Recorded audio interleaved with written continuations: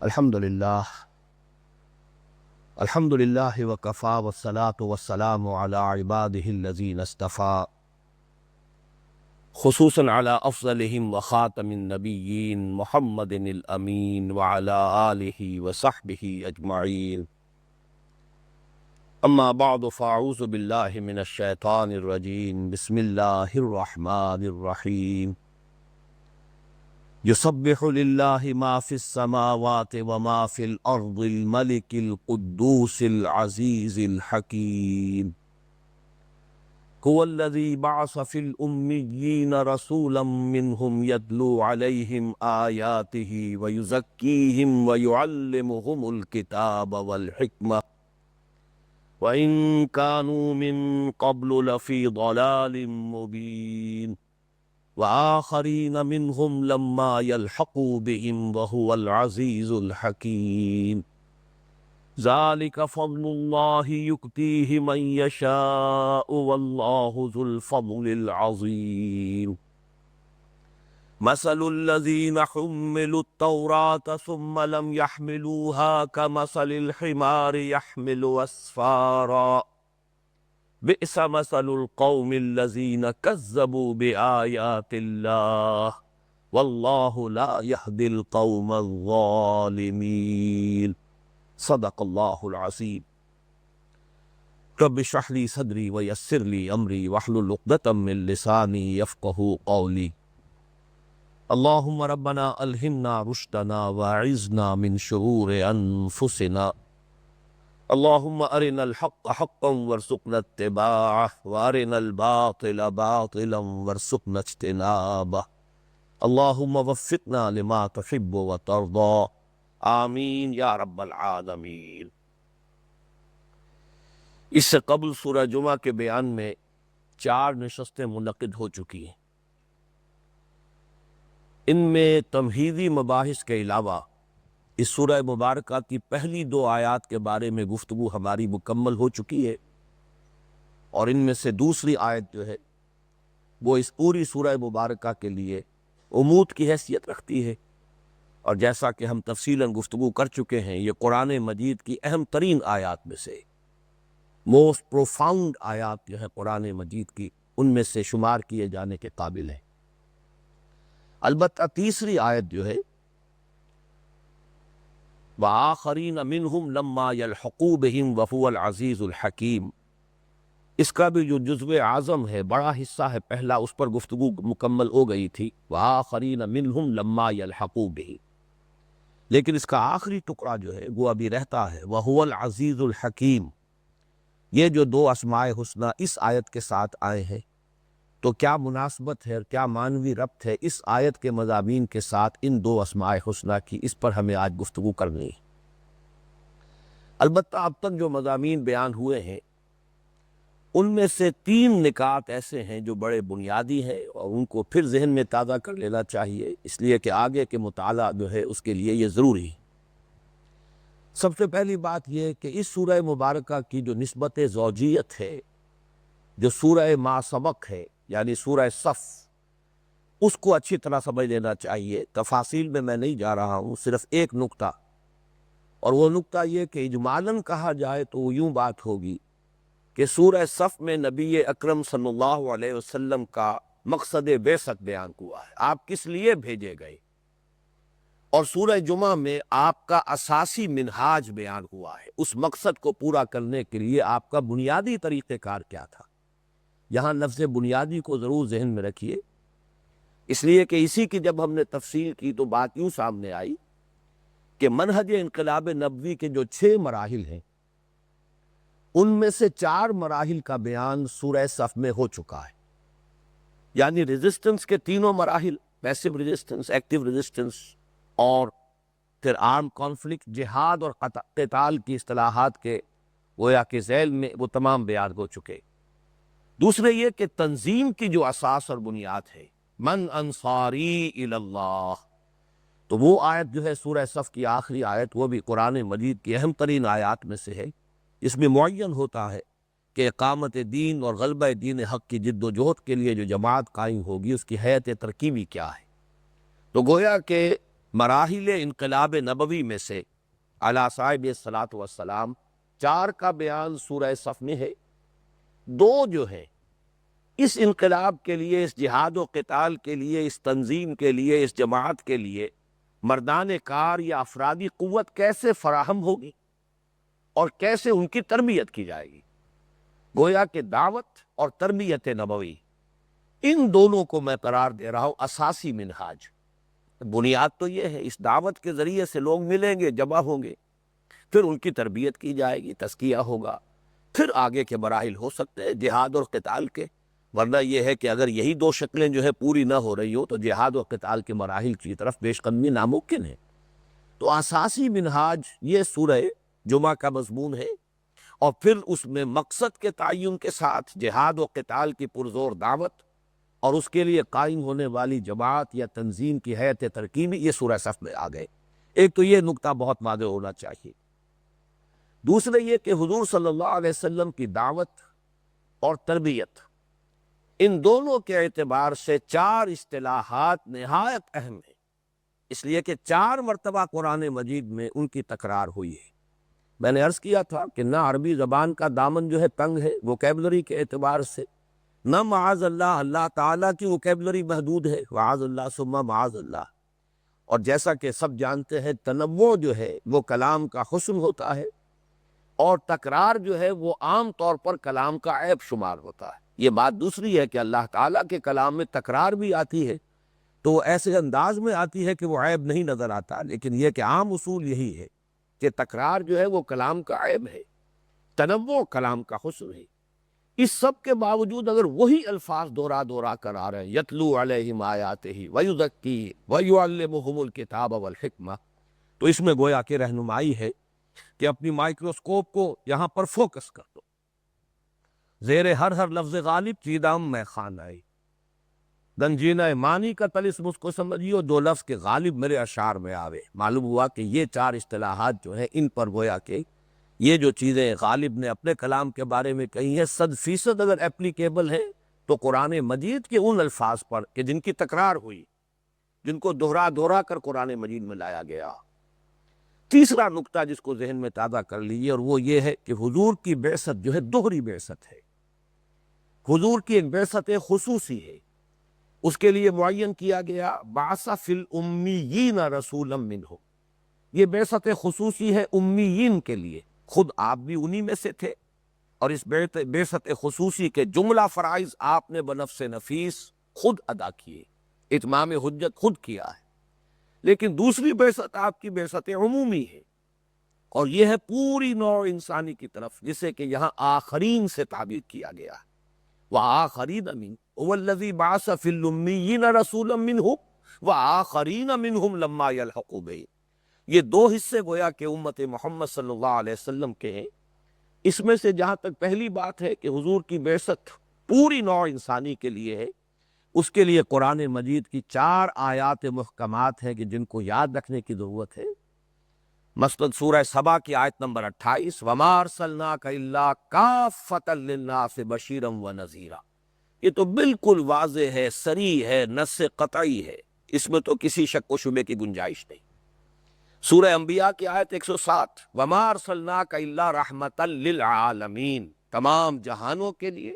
البتہ اس سے مراد کیا ہے؟ تمام جہان والوں کے لیے، اس لیے کہ یہ قاعدہ ہے کہ عربی زبان میں کبھی ظرف کو جمع لا کر اصل میں مظروف کی جمع مراد ہوتی ہے. عالم میں جتنے بسنے والے ہیں ان سب کی جمعیت. عالمین جمع لفظاً جو ہے وہ عالمین کی آئی ہے، عالم کی جمع، لیکن مراد ہے اصل میں عالم میں بسنے والے سب. جمع در حقیقت اس کا رخ جو ہے وہ مظروف کی طرف ہے، ظرف کی طرف نہیں. یہی کیفیت ہے سورہ فرقان کی آیت نمبر 1 میں، تبارک الذی نزل الفرقان علی عبدہ لیکون للعالمین نذیرا. بڑی بابرکت ہے وہ ذات کہ جس نے اپنے بندے پر صلی اللہ علیہ وسلم الفرقان نازل کیا تاکہ وہ تمام جہانوں کے لیے، یعنی تمام جہان والوں کے لیے خبردار کرنے والے ہو جائیں. گویا کہ حضور جو ہے نذیر بن کر آئے ہیں، مبشر بن کر آئے ہیں، تو پوری نوع انسانی کے لیے. چوتھی آیت سورہ اعراف کی ہے، آیت نمبر 158، یا ایھا الناس انی رسول اللہ الیکم جمیعا. اے لوگو میں اللہ کا رسول ہوں تم سب کی طرف. تو یہ جو 4 آیات ہیں، آیات محکمات، اس نے معین کر دیا کہ حضور، اور یہ بھی ذہن میں رکھیے، یہ میں تکمیل رسالت کا جب مضمون ہو رہا تھا، سورہ صف کی مرکزی آیت کے ضمن میں هو الذی ارسل رسولہ بالہدی ودین الحق لیظہرہ علی الدین کلہ، اور میں نے عرض کیا تھا کہ یہ ختم نبوت اور تکمیل رسالت پر میرے نزدیک قرآن مجید کی اہم ترین آیت یہ ہے۔ میں اب دوبارہ اس کو دہراؤں گا نہیں، وہ تو جن حضرات کو اس سے دلچسپی ہو وہ اسی کا کیسٹ دوبارہ سن سکتے ہیں، لیکن یہاں صرف یہ عرض کرنا ہے کہ آپ واحد رسول ہیں اللہ کے، پہلے بھی اور آخری بھی، اس اعتبار سے کہ پوری نوع انسانی کی طرف بعثت صرف آپ کی ہوئی۔ یہ میرے جو مضمون کل چھپا تھا نوائے وقت میں، اور اس کی قسط ثانی جو ہے کل آ رہی ہے، آنے والی کل، اس میں یہ مضمون میں نے مزید وضاحت کے ساتھ بیان کیا ہے۔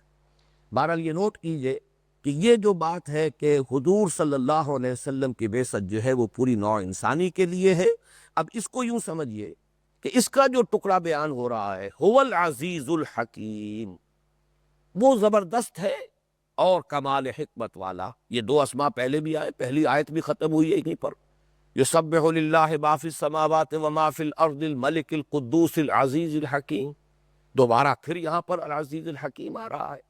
تو آخر کوئی ربط ہے اس آیت کے مضامین سے، اس کو خاص طور پر تلاش کیجئے۔ سب سے پہلی بات، العزیز، اللہ زبردست ہے، جو چاہے کر گزرنے والا ہے۔ اس میں در حقیقت یہود کے اس ظلم کی نفی ہو رہی ہے کہ وہ استحقار کی نظر سے دیکھتے تھے امیین کو، نفرت کے ساتھ، اجٹ، گوار، ان پڑھ، نہ ان کے پاس کوئی کتاب ہے، نہ ان کے پاس کوئی شریعت ہے، جاہل لوگ ہیں۔ ویسے بھی ظاہر بات ہے کہ یہ لوگ بت پرستی میں مبتلا تھے، تو یہود کے ہاں کم سے کم یہ ہے کہ عقیدے کی حد تک جو ہے توحید برقرار تھی۔ ان مختلف پہلوؤں سے یہ جینٹائلز اور یہ گوئمز، یہ جو الفاظ وہ استعمال کرتے ہیں، یہ اپنی برتری کے لیے اور ان کی نفرت اور ان کے استحقار کے لیے۔ یہاں گویا کہ اللہ تعالیٰ فرما رہا ہے کہ دیکھو جنہیں تم نے حقیر سمجھا ہے، ہماری قدرت تامہ اور قدرت کاملہ کا یہ مظہر ہے کہ ہم نے انہی میں سے اپنا آخری اور کامل رسول انہی میں سے اٹھایا۔ یہ ہماری قدرت ہے، جیسے کہ قرآن مجید میں آتا یخرج الحی من المیت و یخرج المیت من الحی، اللہ کی یہ شان ہے، اس کا یہ اختیار ہے۔ جیسے سورہ حدید میں ہم پڑھیں گے اعلموا ان اللہ یحیی الارض بعد موتہا، دیکھو اللہ کی قدرت یہ ہے، وہ زمین مردہ ہوتی ہے اسے دوبارہ زندہ کر دیتا ہے۔ تو گویا کہ وہ لوگ جن کو تم روحانی اعتبار سے، علمی اعتبار سے، دینی اعتبار سے مردہ تصور کر رہے تھے، اللہ تعالیٰ نے انہی میں سے ایسی عظیم الشان امت برپا کی ہے، ان میں ایسا عظیم الشان رسول بھیج دیا ہے۔ تو هو الذی بعث فی الامیین رسولا منہ، اس لیے کہ یہ اللہ کی قدرت کاملہ ہے، یہ در حقیقت یہ اس کا اختیار مطلق ہے، جہاں سے چاہے جس کو چاہے منتخب کر لے۔ وہ جو ایسے ایک اور جگہ فرمایا گیا اللہ اعلم حیث یجعل رسالتہ، اللہ زیادہ بہتر جانتا ہے کہ وہ اپنی رسالت جو ہے وہ کہاں کس کو اس کے لیے چنے، اور کہاں رسالت کے لیے مقام اور قوم کون سی ہے جس کو منتخب کرے۔ تو یہ تو ہے العزیز۔ لیکن اس میں بلکہ میں چاہتا ہوں کہ اگرچہ میں حوالہ تو تلاش نہیں کر سکا بائبل میں کس جگہ ہے، یہ تورات میں یہ الفاظ موجود ہیں، اور اس کا مصداق یہی ہے، خود حضور صلی اللہ علیہ وسلم اور یہ امیین جن میں سے حضور بھی تھے، اور جن میں اللہ تعالیٰ نے جن میں سے پھر یہ عظیم امت مسلمہ برآمد کی ہے، اسی سے اٹھائی ہے۔ وہی پتھر جسے بیکار سمجھ کر معماروں نے پھینک دیا تھا، وہی بنیاد کا پتھر قرار پایا۔ یہ الفاظ تورات میں موجود ہیں، اور اس کا در حقیقت مصداق وہی ہے کہ جن کو حقیر سمجھا جا رہا تھا اور جن کے بارے میں گمان ہی نہیں تھا کہ یہاں کہیں ہو سکتا ہے آخری نبوت، آخری رسالت، جو یوں سمجھیے کہ گلے سرزبد ہوں گے باغ نبوت اور گلشن رسالت کے، وہ ان کو اس قوم میں اٹھ کھڑے ہوں گے، ان میں سے اللہ اٹھا دے گا۔ تو جو پتھر رد کر دیا گیا تھا، جو پھینک دیا گیا تھا، جس کو بیکار سمجھ لیا گیا تھا، وہی بنیاد کا پتھر قرار پایا، اسی پر پھر ایک عظیم تعمیر جو ہے اس کی بنیاد رکھی گئی۔ تو یہ تو العزیز کا در حقیقت رشتہ ہے ان آیات مبارکہ کے ساتھ۔ الحکیم کیا ہے، اس پر میں سمجھتا ہوں کہ اور زیادہ غور کی ضرورت ہے کہ جب ایک عالمی نبوت اللہ تعالیٰ نے، عالمی رسالت جو ہے نبی اکرم صلی اللہ علیہ وسلم کے ذریعے سے اس کا ظہور فرمایا ہے، تو اس کے لیے واقعتاً حکمت کا تقاضا یہی تھا کہ ایک بعثت خصوصی ہوتی حضور کی، ایک امت، اور اس امت کو حضور تیار کر دیتے۔ اس کی تربیت، اس کا تزکیہ، اس کی تعلیم، یہ سب حضور بنفس نفیس خود اپنے دست مبارک سے اس امت کو سنوار دیتے، بنا دیتے، اس پر اتمام حجت کا حق ادا کر دیتے، اس کی تربیت کا اور تزکیے کا حق ادا کر دیتے۔ پھر اس امت کو اب اعلیٰ بنایا جاتا، اس کو واسطہ بنایا جاتا کہ اب وہ جو دائمی رسالت ہے محمد الرسول اللہ صلی اللہ علیہ وسلم کی، اب اس کے فرائض کی تکمیل اس کے ذمے ہے، اس کے سوا کوئی شکل نہیں تھی۔ ایک رسول کہ جو پوری نوع انسانی کے لیے ہو، پھر یہ کہ وہ تا قیامت وہی ہو، اسی کا دور رسالت چل رہا ہے۔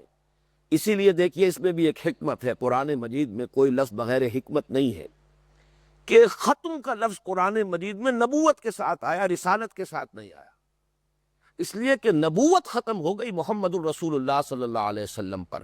نبوت کا مطلب کیا؟ جس پر وحی آ رہی ہے، وہ کھڑکی کھلی ہوئی ہے، جو ریسیپینٹ ہے وحی کا۔ وہ تو جیسا کہ ام ایمن رضی اللہ تعالی عنہ کے بارے میں ایک واقعہ آتا ہے بڑا عجیب۔ حضور کے انتقال کے بعد ایک روز حضرت ابو بکر اور حضرت عمر گزر رہے تھے۔ ام ایمن وہ ہے جنہوں نے حضور کو کھلایا بھی تھا گود میں، اور پھر یہ کہ نہایت محبت کرنے والی، حضور کے ساتھ آپ کی گویا کہ خادمہ کی حیثیت رکھنے والی، وہ بیٹھی رو رہی تھی۔ تو ان دونوں نے پوچھا، شیخین نے، حضرت ابو بکر حضرت عمر نے رضی اللہ تعالی عنہما، کہ کیا بات ہے، کس وجہ سے آپ رو رہی؟ تو انہوں نے کہا میں اس پر رو رہی ہوں کہ وحی کا سلسلہ بند ہو گیا۔ یعنی یہ اتنی بڑی نعمت تھی نوع انسانی کے لیے، ہدایت کا یہ تسلسل جو جاری تھا محمد الرسول اللہ صلی اللہ علیہ وسلم کی حیات طیبہ میں، اس کا سلسلہ منقطع ہو گیا۔ تو وہ وحی کا سلسلہ تو منقطع ہو گیا ہے، رسالت ختم نہیں ہوئی۔ کس معنی میں؟ کہ رسالت محمدی تو جاری ہے تا قیامت۔ حضور کے انتقال پر نبوت it came to an end, اس لیے کہ وحی کا سلسلہ ختم ہو گیا۔ محبت وحی حضور تھے شخصاً، ذاتی اعتبار سے، لیکن رسالت محمدی تو تا قیامت جو ہے اس کا سلسلہ جاری ہے۔ یہی وجہ ہے کہ ختم کا لفظ جو ہے نبوت کی بجائے رسالت کے ساتھ اس کو چسپاں کیا گیا۔ خاتم النبیین ما کان محمد ابا احد من رجالکم ولکن رسول اللہ ہے وخاتم النبیین، اللہ کے رسول ہے، اور اللہ کے رسول ہونے کی حیثیت سے آپ پوری نوع انسانی کی طرف مبعوث ہے، اور تا قیامت آپ ہی کا دور رسالت جاری ہے۔ البتہ نبوت اب ختم ہوئی، اس لیے کہ نبوت کا تعلق ہے وحی سے، وحی کا سلسلہ ختم ہوا، وہ کھڑکی بند ہو گئی۔ بہرحال اب اس میں حکمت کا تقاضا یہی تھا کہ هو الذی بعث فی الامیین رسولا منہ، پہلی بعثت آپ کی جو ہے امیین ہی میں سے، اور خود آپ بھی ان میں سے تھے، اور انہی کے لیے بعثت ہے۔ البتہ اب اس امت کے ذمے لگا دیا گیا۔ اب یہ ذہن میں تازہ کر لیجئے کہ وہ جو ہم پڑھ چکے ہیں سورہ حج کے آخری رکوع میں، یہ جو ہمارا حصہ چل رہا ہے، حصہ چہارم، یہ جو منتخب نصاب کا اس کا پہلا درس جو ہے سورہ حج کا آخری رکوع تھا، اس میں جو فرمایا گیا کہ در حقیقت مقصود کیا ہے، لِيَكُونَ الرَّسُولُ شَهِيدًا عَلَيْكُمْ وَتَكُونُوا شُهَدَاءَ عَلَى النَّاسِ، یہ ہے در حقیقت حکمت خداوندی کا ایک تقاضا، جس کے تحت عالمی رسالت اور ابدی رسالت کے لیے یہی طریقہ موضوع تھا جو حکمت خداوندی نے اختیار کیا، کہ ایک امت کو حضور نے تیار کر دیا صلی اللہ علیہ وسلم، اور اب اس امت کے ذمے ہے کہ اب تم پہنچاؤ پوری نوع انسانی تک۔ جیسے کہ خطبہ حجۃ الوداع کے اختتام پر آپ نے جب سوالات کیے تھے، الا هل بلغت، لوگوں دیکھو میں نے پہنچانے کا حق ادا کر دیا یا نہیں، اور پورے مجمع نے بیک زبان یہ گواہی دی تھی، انا نشہد انک قد بلغت وادیت ونصحت، ہاں حضور ہم گواہ ہیں، آپ نے حق تبلیغ ادا کر دیا، حق امانت ادا کر دیا، حق خیر خواہی ادا کر دیا۔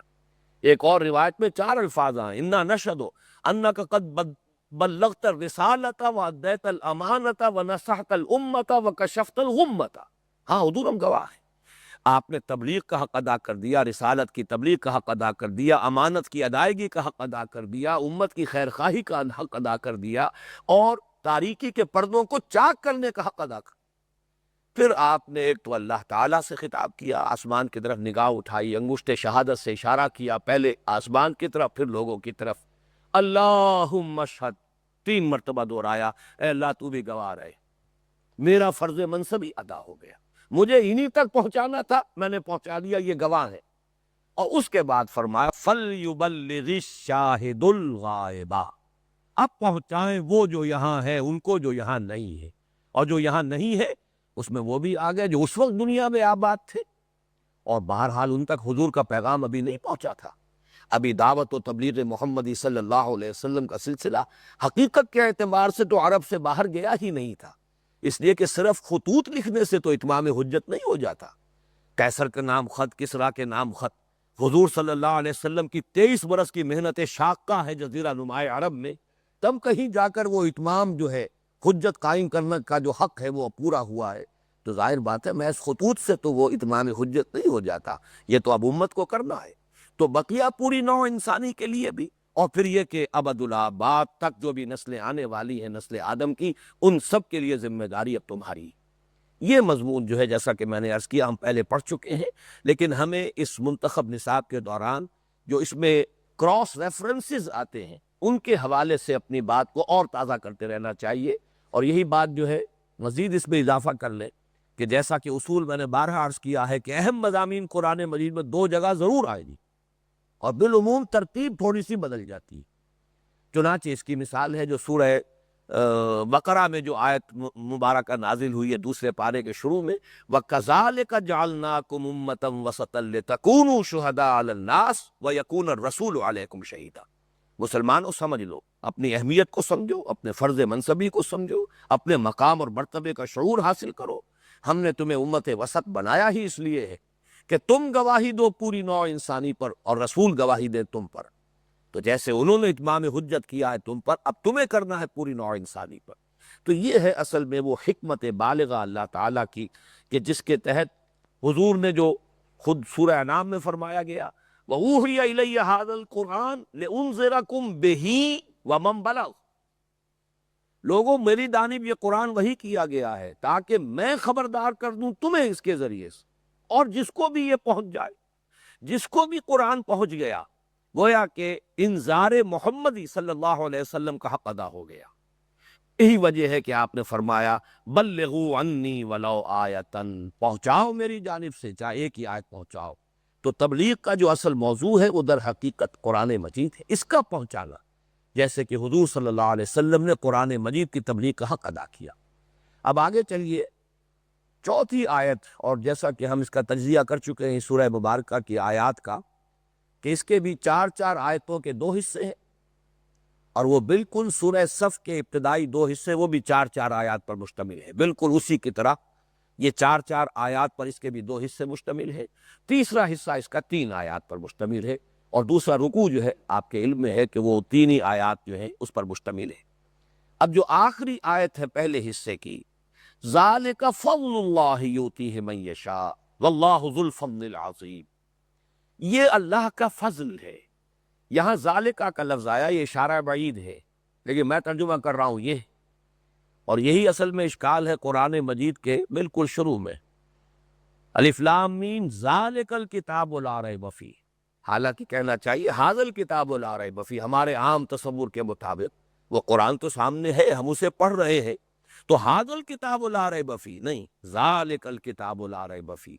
تو اشارہ بعید جو ہے کسی وقت کسی شے کی احترام اور اس کی تعظیم کے لیے بھی آتا ہے، وہ صرف بعید اس اعتبار سے نہیں کہ کوئی دور کی شے ہے، بلکہ یہ کہ عربی نحو میں اس کا ایک استعمال یہ بھی ہے۔ تو ذالک فضل اللہ یؤتیہ من یشاء، یہ بہت بڑا فضل ہے، یہ تعظیم کے اعتبار سے یہ اللہ کا فضل ہے، وہ دیتا ہے جس کو چاہتا ہے، اور اللہ بڑے فضل والا ہے۔ فضل کو ایک تو سمجھ لیجئے، فضل جو ہے اجر کے مقابلے میں ہے، اجر اجرت یہ کسی شخص کی محنت کا بدل ہوتا ہے، جب محنت کے بدل ہوگا تو اس کے متناسب ہوگا، ریشیو پروپورشن وہی ہوگی۔ 1 گھنٹے کی اجرت جو ہے جو ہوگی تو 2 گھنٹے کی اس سے دگنی ہو جائے گی، 3 گھنٹے کی۔ آپ کو معلوم ہے کہ اب تو دنیا میں اکثر و بیشتر جو صنعتی ممالک ہے تو وہاں سیلری جو ہے وہ آورلی بیسس کے اوپر ہے۔ بہرحال تو معلوم یہ ہوا کہ اجر یا اجرت یہ تو محنت کی مناسبت سے ہے۔ فضل کہتے ہیں اس شے کو جو بلا استحقاق دی جائے، وہ جو اللہ جس کو چاہے دیتا ہے، اور اس میں پھر کوئی اس کا حساب کتاب نہیں ہے۔ اللہ تعالیٰ اپنا فضل دیتا ہے جس کو چاہے بغیر حساب، اللہ تعالیٰ عطا فرماتا ہے، پھر وہ فضل جو ہے اس کے اندر حساب کتاب نہیں ہے، بلکہ جتنا چاہے جس کو عطا کرے۔ ذالک فضل اللہ یؤتیہ من یشاء، یہ اللہ کا فضل ہے، وہ دیتا ہے جس کو چاہتا، واللہ ذو الفضل العظیم، اور اللہ بڑے فضل کا مالک ہے، اس کے فضل کے خزانے جو ہیں محدود نہیں ہیں۔ اس میں اصل میں سمجھنا چاہیے کہ یہ کس فضیلت کی طرف اشارہ ہو رہا ہے۔ واقعہ یہ ہے کہ یہ نبوت، رسالت، پھر وہ قوم جس میں سے آخری نبوت اور رسالت کا ظہور ہوا، پھر ہر وہ شخص جو امت محمد میں شامل ہو جائے گا تا قیام قیامت، وہ کسی قوم، کسی نسل، کسی علاقے، کسی رنگت کا، کسی بھی زبان کا بولنے والا ہو، درجہ بدرجہ فضل ہے۔ سب سے بڑا فضل وہ ہے کہ جو پوری نوع انسانی میں، جملہ مخلوقات میں جو سب سے بڑا فضل ہوا ہے وہ محمد الرسول اللہ صلی اللہ علیہ وسلم پر ذاتی اور شخصی حیثیت۔ یہ دوسری بات ہے، نوٹ کر لیجئے کہ جن کے رتبے ہیں سوا، ان کی سوا مشکل ہے۔ یہ جو فضل اور فضیلت ہے پھر اسی کے اعتبار سے رسپانسبلٹی ہو جاتی ہے، وہ میں بعد میں عرض کروں گا۔ عام طور پر لوگوں پر اس کا تاثر جو ہے وہ برعکس ہوتا ہے، لیکن یہاں پہلے بات مکمل کر لیجئے۔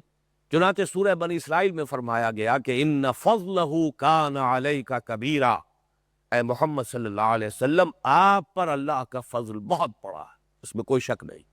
وہ مقام جو ہے سید المرسلین، سید الاولین والآخرین، سید ولد آدم، یہ مقام ہے جو محمد الرسول اللہ صلی اللہ علیہ وسلم کا ہے، خاتم النبیین، آخر المرسلین، کامل رسالت جو ہے اور ختم نبوت کا تاج جو ہے آپ کے سر مبارک پر ہے۔ تو ان فضلہ کان علیک کبیرا۔ دوسرے درجے میں بہت بڑا درجہ فضیلت کا حاصل ہو گیا ہے اہل عرب کو۔ اہل عرب میں سے بھی خاص طور پر وہ لوگ کہ جو بنی اسماعیل میں سے تھے، کیونکہ نسلاً تو حضور کا تعلق صرف انہی سے، لیکن یہ کہ ان کے تابع اور لوگ بھی جو عرب میں آباد تھے، جو تقریباً سیادت تسلیم کرتے تھے بنی اسماعیل کی، اور زبان وہی بولتے تھے کہ جو بنی اسماعیل کی تھی، طبعاً وہ بھی اس میں آ جائیں گے۔ اس لیے کہ ان سب کو، بنی اسماعیل کو تو دوہری فضیلت حاصل ہوئی کہ انہی میں سے ہے نسلاً محمد الرسول اللہ صلی اللہ علیہ وسلم، اور پھر ان کی زبان میں اللہ نے اپنا آخری کلام نو انسان را پیام آخری حامل او رحمت للعالمین۔ تو معلوم ہوا کہ بہت بڑا فضل ہے کہ جو عطا ہوا ہے اب وہ امیین کو، لیکن عربوں کو بھی، چاہے وہ نسلاً بنی اسماعیل میں سے نہ ہو، کم سے کم اکہرا فضل تو حاصل ہو گیا کہ ان کی مادری زبان میں، ان کی اپنی زبان میں اللہ کا کلام موجود ہے۔ یہ وہ فضل ہے جو آج بھی ہر اس شخص پر ہے اللہ کا کہ جس کی مادری زبان عربی ہے۔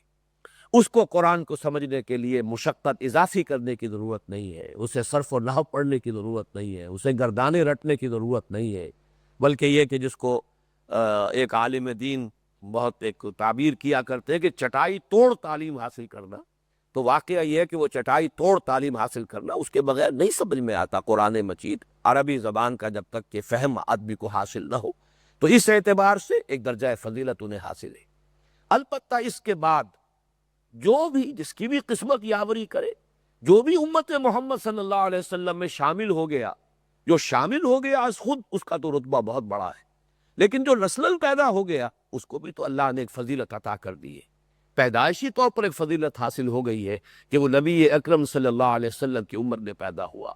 یہ ہے ذالک فضل اللہ یؤتیہ من یشاء واللہ ذو الفضل العظیم۔ یہ بہت بڑا فضل ہے اللہ کا، وہ جس کو چاہتا ہے دیتا ہے، اور اللہ بڑے فضل کا مالک ہے۔ اب جو بات میں عرض کر رہا تھا کہ جس کو کہا جاتا ہے انگریزی میں آئرنی آف فیٹ، یہ ستم ظریفی ہے، قسمت کی ستم ظریفی عام طور پر ہم کہتے ہیں، لیکن یہ کہ ہم اسے قسمت کی طرف جو ہے منسوب نہ کریں، لوگوں کے طرز عمل کی یہ ستم ظریفی ہے کہ بجائے اس کے کہ اس فضیلت کا جو اصل مقصد ہے اس کو سن لیں کہ ہماری ذمہ داری بڑی ہے، ہمیں منصب بڑا ملا ہے تو ذمہ داری، رسپانسبلٹی بھی بڑی ہے، اور جب درجہ بڑا ہے تو اگر اس میں کوتاہی کریں گے تو سزا بھی بڑی ہوگی۔ اس کی بجائے ہوتا یہ ہے کہ غرہ پیدا ہو جاتا ہے، ظلم پیدا ہوتا ہے، ہم بڑے چہیتے ہیں، بڑے لاڈلے ہیں، بڑے فضیلت والے ہیں، ہم چما دیگرے نے، اس پوری دنیا میں ہمارے برابر کا کوئی نہیں ہے، تو ہمارے ساتھ تو ترجیحی سلوک ہونے چاہیے، جس کو وہ اقبال نے کہا ہے کہ عمل سے فارغ ہوا مسلمان بنا کے تقدیر کا بہانہ۔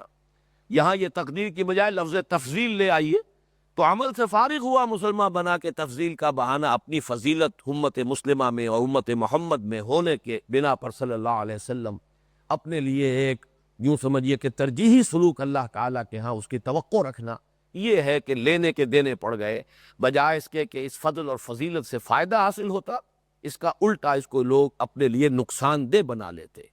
یہ مضمون چونکہ آگے آ رہا ہے، اس لیے کہ اگلے حصے میں جو 4 آیات پر مشتمل ہے، جو بطور نشان عبرت یہود کو پیش کیا گیا ہے، ان کا پورا تجزیہ کر کے یہ 4 آیات بہت پروفاؤنڈ ہیں جو اگلے حصے کی ہیں 5ویں سے لے کر 8ویں تک، اور اس میں در حقیقت ہمارے لیے ایک بہت بڑی رہنمائی ہے۔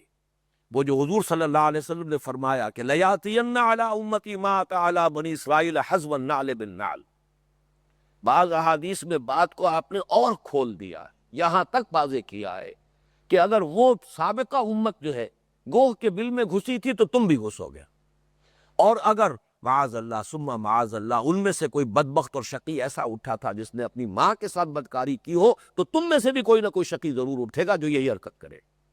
تو لَيَأْتِيَنَّ عَلَىٰ أُمَّتِي مَا أَتَىٰ عَلَىٰ بَنِي إِسْرَائِيلَ حَذْوَ النَّعْلِ بِالنَّعْلِ، اور ایک حدیث کے الفاظ ہے تم لازماً پچھلی امتوں کے نقش قدم پر چلو گے۔ جب پوچھا گیا حضور کیا یہود و نصارہ، تو آپ نے فرمایا ومن، نہیں وہ نہیں تو اور کون، تم لازماً ان کے نقش قدم پر چلو گے۔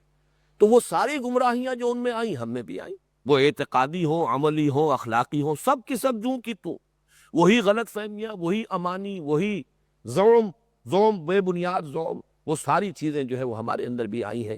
لیکن یہ کہ اس کا تذکرہ اب جو ہے اگلے حصے میں ہو رہا ہے، اللہ کے فضل و کرم سے یہ ہمارا پہلا حصہ اس سورہ مبارکہ کا جو 4 آیات پر مشتمل ہے اس کی یہاں تکمیل ہوئی۔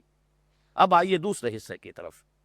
اس کی پہلی آیت جو ہے، جو آیت ہے 5ویں اس سورہ مبارکہ کی، نہایت اہم، نہایت جامع، مثل الذین حملوا التوراۃ ثم لم يحملوها کمثل الحمار يحمل اسفارا بئس مثل القوم الذین کذبوا بآیات اللہ واللہ لا یہدی القوم الظالمین۔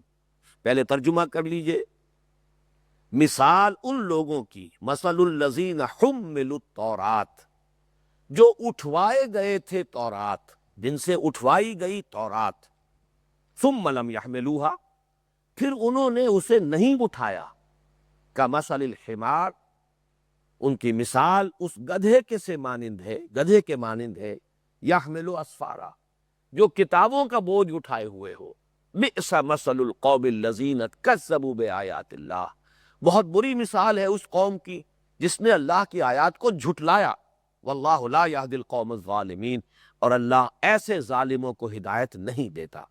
اور جیسا کہ یہ مضمون پہلے بھی آ چکا ہے، یہاں بریکٹ میں اضافہ کر لیجئے، اللہ ایسے ظالموں کو زبردستی ہدایت نہیں دیتا، یہ اللہ تعالیٰ کی سنت کے خلاف ہے۔ اللہ تعالیٰ ہدایت دیتا ہے انہی کو جو ہدایت کے جویا ہو، متلاشی ہو، ہدایت کے طالب ہو۔ جو ہدایت سے منہ موڑنے والے ہو، زبردستی اللہ تعالیٰ ان کا رخ جو ہے وہ ہدایت کی طرف نہیں کرتا، یہ اس کی سنت کے خلاف ہے۔ اور جو تخلیق اس دنیا کی اور حیات انسانی کا جو یہ مقصد ہے، ابتلاء اور آزمائش، اس کو باطل کر دینے والی بات ہوگی اگر زبردستی کسی کو ہدایت پر لے آیا جائے یا زبردستی کسی کو ضلالت اور گمراہی کی طرف موڑ دیا جائے۔ اس آیت مبارکہ میں ایک تو لفظ حمل پر غور کیجئے، مثل الذین حملوا التوراۃ، حملوا یہ فعل ماضی مجہول ہے، اٹھوائے گئے۔ حمل کا لفظ جو ہے اس میں ذرا میں چاہتا ہوں کہ جسے فقہ اللغہ کہا جاتا ہے، عربی زبان میں بعض الفاظ ایسے ہیں کہ ان کی ذرا گہرائی میں غور کیا جائے تو شاید نوٹ کیا ہو قرآن مجید میں یہ لفظ حمل بھی آتا ہے اور حمل بھی آتا ہے، ہے کے زیر کے ساتھ، حملہ۔ وَإِن تَدْعُ مُثْقَلَةً إِلَىٰ حِمْلِهَا، اگر کوئی جو بوجھ سے مری جا رہی ہوگی جان، جس کے اوپر بہت بوجھ لدا ہوا ہوگا قیامت کے دن، وہ اپنے حمل کی طرف لوگوں کو بلائے، کسی کو دعوت دے کہ ذرا کچھ شیئر کرو میرا بوجھ، کچھ میرا بوجھ کم کرو، کچھ تم اٹھا دو، کچھ میری مدد کرو۔ اسی طرح سالہم یوم القیامت حملا، بہت برا ہوگا قیامت کے دن جو بوجھ وہ اٹھائے ہوئے ہوں گے۔ اور حمل کا لفظ بھی آتا ہے، چنانچہ سورہ حج کے بالکل شروع میں آیا ہے، یا ایھا الناس اتقوا ربکم ان زلزلۃ الساعۃ شیء عظیم یوم ترونها تذہل کل مرضعۃ عما ارضعت وتضع کل ذات حمل حملها، حمل۔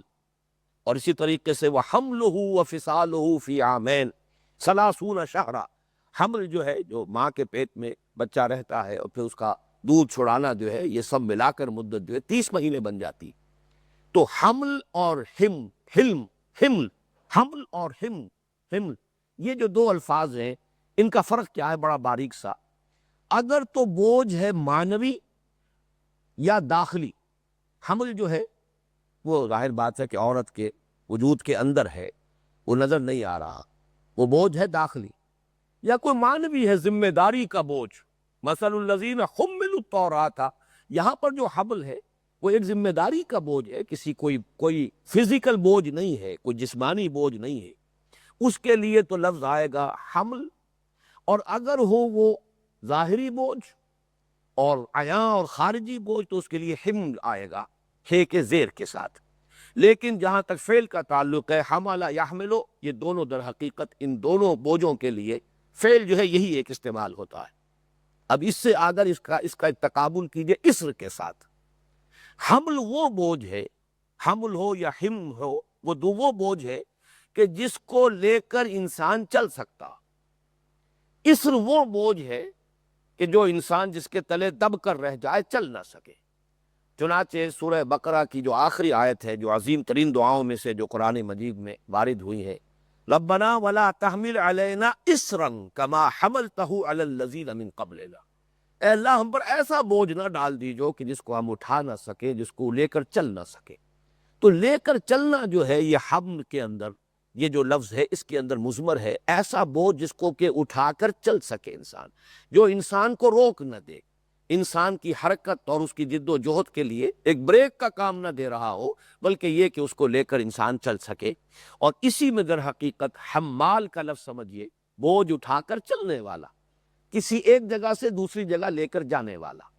اس اعتبار سے نوٹ کیجئے کہ مثل الذین حملوا التوراۃ ثم لم یحملوها، مثال اس قوم کی کہ جو حامل بنائی گئی، جس سے حمل جو ہے اٹھوایا گیا، بوجھ اٹھوایا گیا، ذمہ داری جس پر ڈالی گئی تورات کی، اور پھر اس نے اپنی ذمہ داری کو ادا نہ کیا۔